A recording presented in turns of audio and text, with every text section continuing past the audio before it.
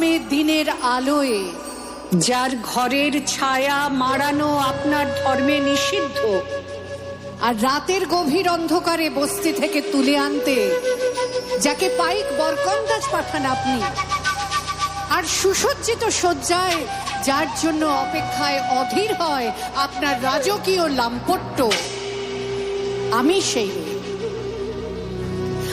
সেই মেয়ে অসমে চা বাগানের ঝুপড়ি কামিন বস্তি থেকে যাকে আপনি নিয়ে যেতে চান সাহেবী বাংলোয় মধ্যরাতে, ফায়ার প্লেসের ঝলসে ওঠা আলোয় মোদির চোখে দেখতে চান যার অনাবৃত শরীর। আমি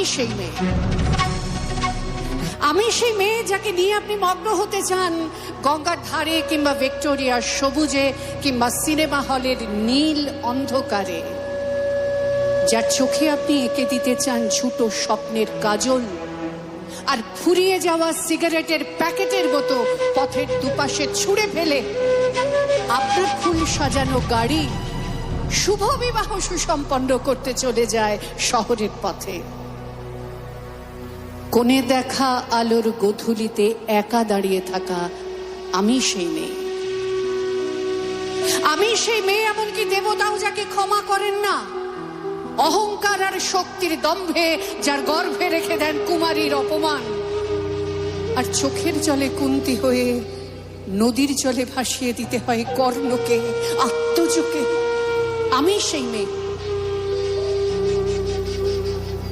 আপনি আপনি আপনি আপনি আপনারা আপনারা আমার জন্য অনেক করেছেন, সাহিত্যে, কাব্যে, শাস্ত্রে, লোকাচারে আমাকে মা বলে পুজো করেছেন, প্রকৃতি বলে আদিক্ষেতা করেছেন,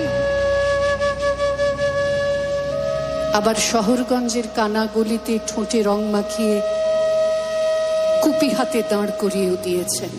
হ্যাঁ, আমি সেই মেয়ে। হয়তো একদিন, হয়তো অন্য কোনো একদিন আমার সমস্ত মিথ্যে পোশাক ছুঁড়ে ফেলে দিয়ে আমি হয়ে উঠব সেই অসামান্যা। খোলা চুল মেঘের মতো ঢাকবে আমার খোলা পিঠ, দু চোখে জ্বলবে ভীষণ আগুন, কপাল ঠিকরে বেরোবে ভয়ঙ্কর তেজরশ্মি, দু হাতে ঝলসে উঠবে খড়গ, দু পায়ের নুপুরে বেজে উঠবে রণদুন্দুভি, নৃশংস অট্টহাসিতে ভরে উঠবে আকাশ। দেবতারাও আতঙ্কে স্তব্ধ হয়ে বলতে থাকবে মহামেঘা প্রভং ঘোরাং মুক্তকেশী চতুর্ভুজাং কালিকাং দক্ষিণাং মুন্ডমালা বিভূষিতাং। প্রচন্ড দাবানলের মতো আমি এগোতে থাকবো, আর আমার এগিয়ে যাওয়া পথের দুপাশে মুন্ডহীন অসংখ্য দেহ ছটফট করতে থাকবে। সভ্যতার দেহ, প্রগতির দেহ, উন্নতির দেহ, সমাজের দেহ। হয়তো আমি সেই মেয়ে, হয়তোবা